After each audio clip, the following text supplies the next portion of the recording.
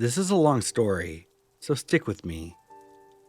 I'm a 23-year-old female, and I'm a bartender. I have some stories where I've been generally scared for my life, but this has got to be the worst. I'm working a double at the restaurant. Around 11 a.m., a delivery man comes in with a package that I needed to sign for. He comes. I sign for the package and tell him to have a good day with a smile. I continue my shift per usual. This was a Friday or Saturday. I can't remember, but later on we got busy. The restaurant and parking lot are full. I see a lot of different people daily, plus seeing someone for the second time ever out of their uniform. You may not recognize them. FedEx driver comes and sits at the bar. I don't remember him from the 25-second interaction we had that morning. I start talking to him as I do all my customers. I get him a drink, appetizer, another drink, entree, etc. Our conversation started.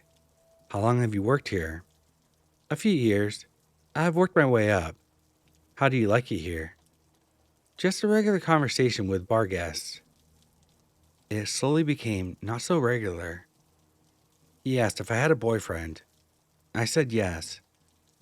He would change the subject and then go back, complimenting me, saying how beautiful I was every few minutes. Can I have your number? No, I don't think my boyfriend would appreciate that. Okay, what's your last name? We could be Facebook friends. All annoying, but normal interactions I've had with men in this industry. He started to become really pushy over time, pressing for my phone number or social media. I continue to politely decline and laugh it off. He then tells me, I actually came this morning to drop off a package with FedEx. You signed for it. I came back just for you. I smile, continue with my stupid customer service. Oh yeah, I remember you. And then smile and laugh it off. I even stepped in the back to vent to my manager at this point about how he was extra pushy and uncomfortable. Flash forward about an hour. He pays his tab and leaves. I'm just glad he's gone at this point. We'll say as a guess, it was about 7 p.m. when he leaves. We are still busy and we close at 10 p.m. We finish dinner service. Customers slowly start to leave and the restaurant is finally empty. I've been cleaning for a while and I'm finally finishing up. It's about 10:30 p.m. at this point. I'm cleaning the bar. I look up. The whole front of the restaurant that is facing me consists of a large window that faces a parking lot, and I see one car in the parking lot. I notice that it's the delivery driver guest from earlier. He is standing outside the car, walking around and seeming like he's cleaning the back seat out. Door opens, and he's leaning in and out with a bag. As soon as I realized it was him who left almost 4 hours ago, my heart sank. Why was he still here? Why was he cleaning the back seat out? I freak. My manager and I are the only people left at the restaurant at this point. It's almost 11. I run to her and tell her everything about how he came back just for me and about how he had seemingly left 4 hours ago. And I made her come from the back of the restaurant to behind the bar up front so she could see him in the parking lot. She says she's going to call the police. At this point, my boyfriend and I had an apartment literally 5 minutes away from the restaurant. I told her not to worry about it. I'll just call my boyfriend to come get me. I did just that. But my boyfriend could immediately tell something was wrong. And when I'm scared or anxious, I ramble. So I gave him a quick debriefing of what's going on. He said that he'll be there soon and hung up. My manager made me sit in the office until he got there, so I didn't see this go down. All I remember is my boyfriend coming into the restaurant to get me, walking me to the car through the back door, and getting me home. My boyfriend, who is very confrontational and protective, later tells me that he pulled into the parking lot to see a FedEx driver sitting in his driver's seat of his car. My boyfriend walked up to the car and knocked on the window for him to roll it down. He does, and my boyfriend tells him something along the lines of, "You need to get out of here." This is where the scariest thing happens. The dude responded to him in a different language, mumbling and acting like he didn't speak English. My boyfriend said something like, "I know you speak English. You've been talking to my girlfriend all night, and you need to get out of here." The dude continued rambling in a different language until my boyfriend raised his voice and basically said, "You have 15 seconds before I pull you out of this car, and you never leave this parking lot," before the guy finally put the car in drive and sped off. I was on edge for weeks after this interaction, and have considered switching jobs. Why was he still sitting in the parking lot that long after we closed, and hours after cashing out his tab? And why was he cleaning out the back seat? To the creepy bar guest delivery driver, let's never meet again.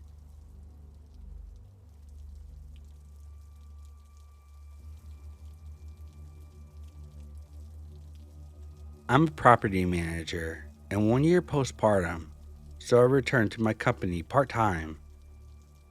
This was fun because I got to float around to different apartment communities who needed help, and just help where needed. In September, I helped a property about an hour away from my house. It was a bit of a drive, but fairly small property with relatively no big problems, so easy money for the day. I'm covering for the manager out on vacation, and of course, it's the dreaded 6th of the month.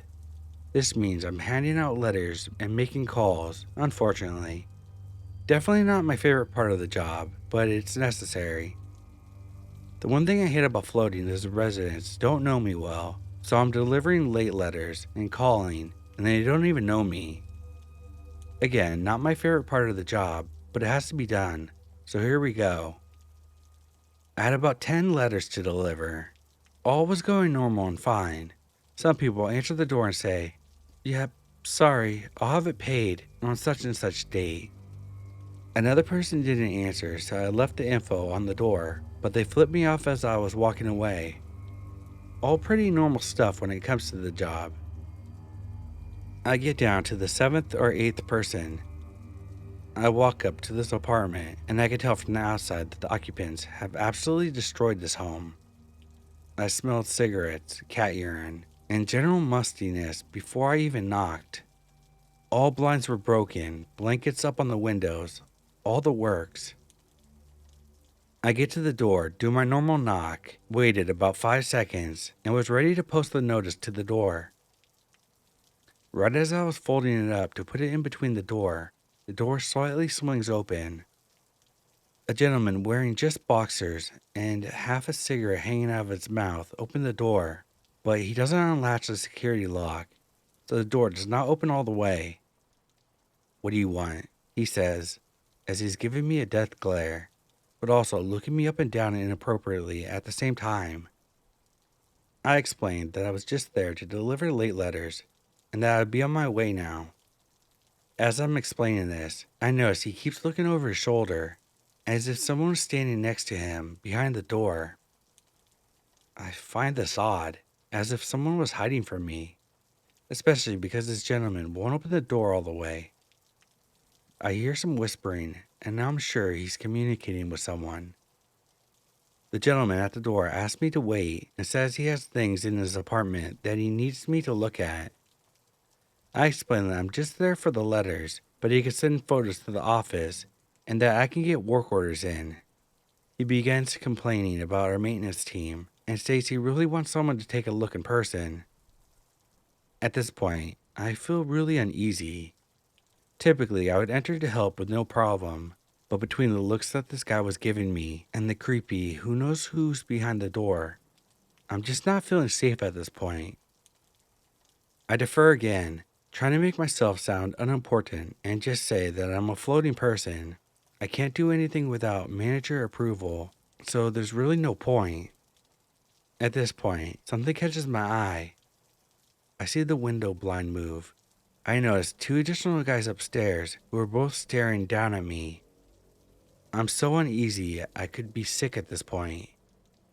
I tell the gentleman that I won't be entering without maintenance or a property manager present, due to it being an ongoing maintenance concern and there not being much I could personally do. He looks annoyed and finally slams the door in my face. I get back to the office and grab the maintenance supervisor for the property to chat about things regarding this encounter. The maintenance supervisor explained to me that there used to be an old man that lived in the apartment, but then his son took over the lease after he died.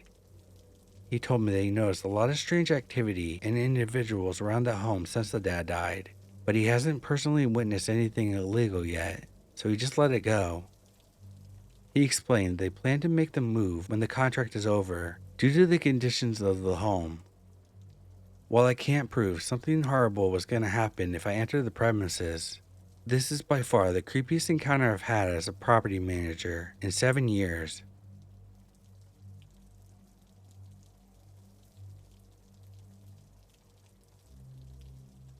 I used to work in a kitchen design studio.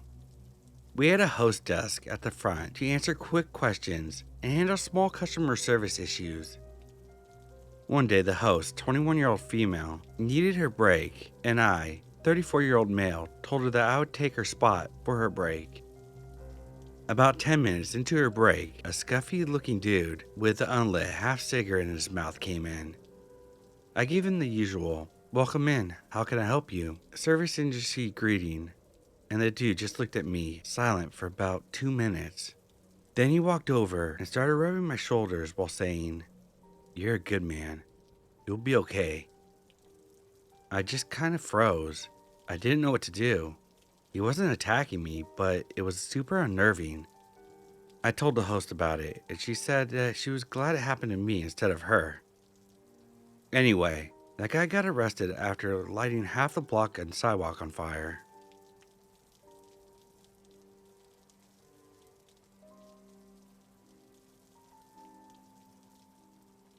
Let's start with the basics.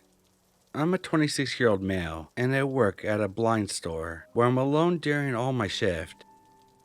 I work from 9 a.m. to 7 p.m., Monday through Friday. It's a very simple job most of the time, as I just look at the computer, do some customer service, offer quotes to the very few people that enter the store, and so on. So like I said, it's very boring and not much happens. But lately, something started to catch my attention. I noticed across the street someone looking directly at the store. More precisely, looking at me. I don't handle cash at the store. We mostly work with credit cards and debit cards, so I don't think they were planning to rob the store or something like that. I noticed that there's a telescope on the window and it's pointed directly at my desk, so I think it's very obvious to say that the person is looking at me. I left my phone recording while I was at work for about an hour, hour and a half, and I could see in the recording that this person moves the telescope once in a while, and that was when I would go to the restroom. The telescope moves while trying to find me. So yeah, I have not seen this person's face or anything, but surely enough, this is creepy. Update 1.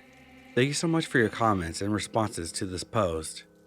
I didn't expect this to get any attention, so here goes with some more info about the situation and more details about the store.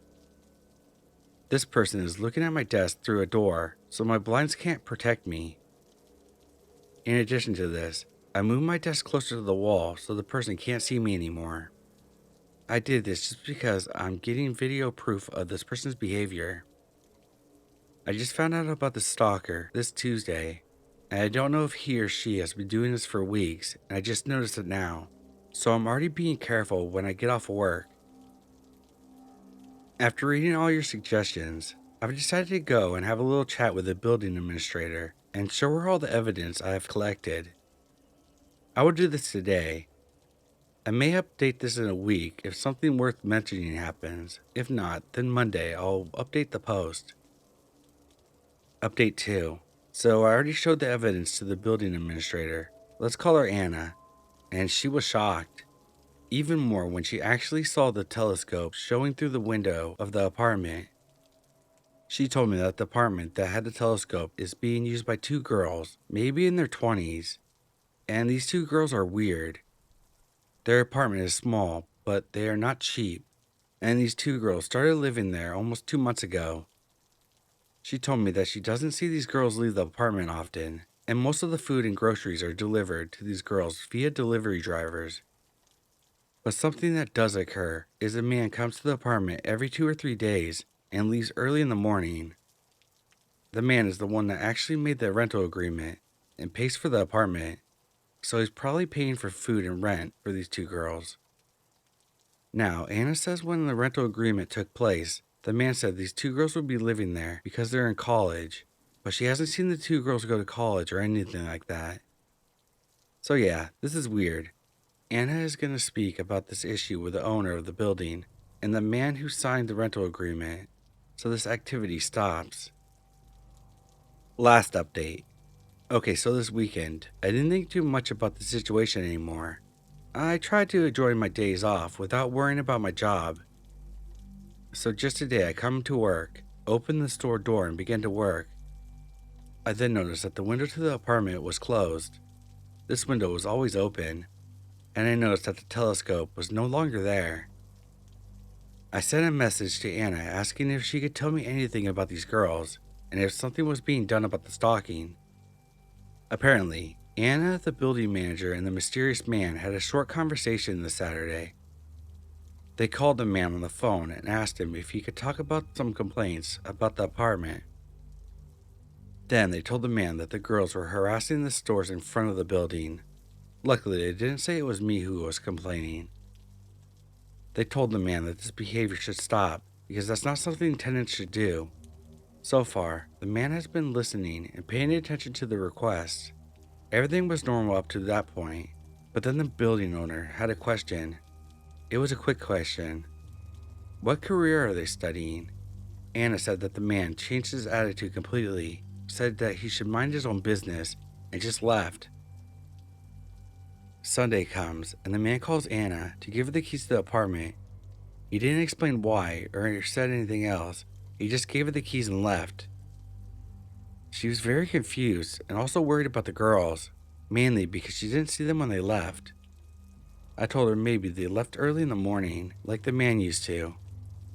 I asked if there was something wrong with the apartment, like missing stuff or damages, but Anna said everything was fine, nothing was stolen or broken. Also, I asked if she heard noises, yelling, or anything that Saturday night. Nothing, she says. She's thinking about filing a complaint with the police because it feels wrong that they would just leave like that. If you ask me, I think the reason why they left was because the building owner asked about the girls. I don't know what to think about this. If Anna does end up going to the police, I will probably provide my testimony or something, if it's helpful. I hope I don't have another update to this post, because I wouldn't want to know more about this than I should.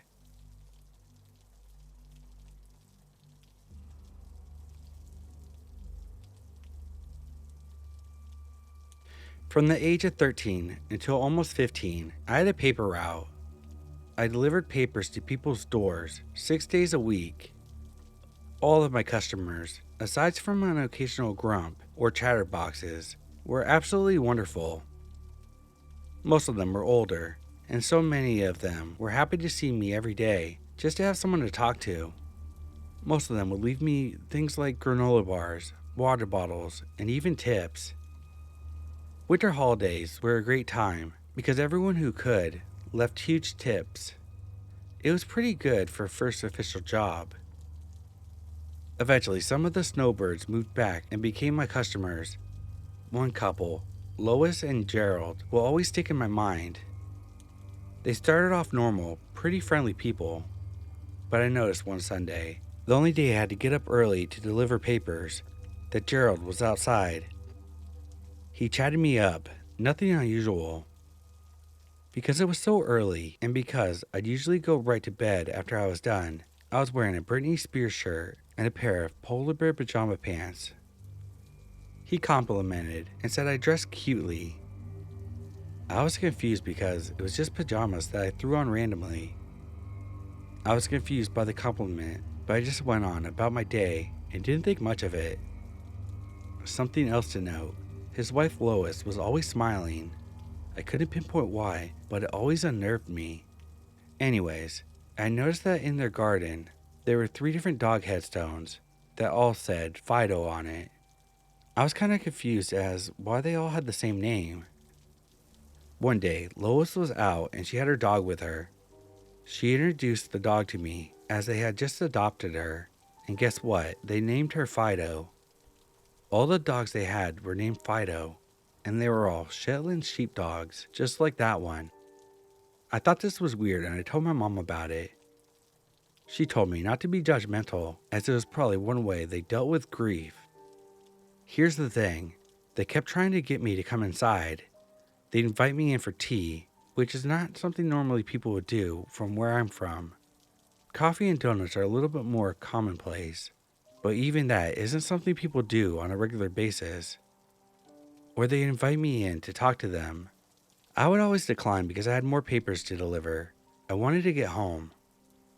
Gerald kept complimenting my outfits, even though they were just pajamas. One morning he did this while getting closer to me and eventually touching my shoulder. I eventually was like, I gotta go, and left.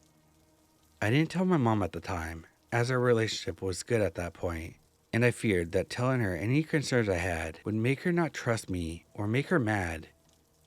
This was also the tail end of my child's sexual assault, which she doesn't know about to this day, so I thought maybe I was just being paranoid. Then, right before I moved and gave up my paper route, a really bizarre incident happened. It was a Sunday, the last Sunday I had on the paper route to be exact. So I was out early delivering papers. It was still kind of dark out. Gerald was outside. He complimented my outfit again, getting all creepily close. He invited me inside and I said, I really don't think my mom would appreciate me being gone for longer than she expected me to be. She's strict.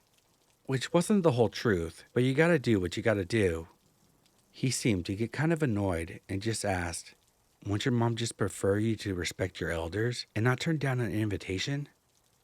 I felt the color drain from my face and noped out of there so quick. I muttered something about how I really needed to hurry along because my dog was sick. I heard him say some compliments about how my hair looked really pretty. I booked it as quickly as I could to the next house without running. I didn't see Gerald after that, but I did see Lois, and she never stopped inviting me inside to play with Fido or have tea. I always declined. She seemed disappointed every time. So that's my weird paper route story. Maybe I'm paranoid, but Gerald and Lois have some funky vibes. So Gerald and Lois, let's not meet.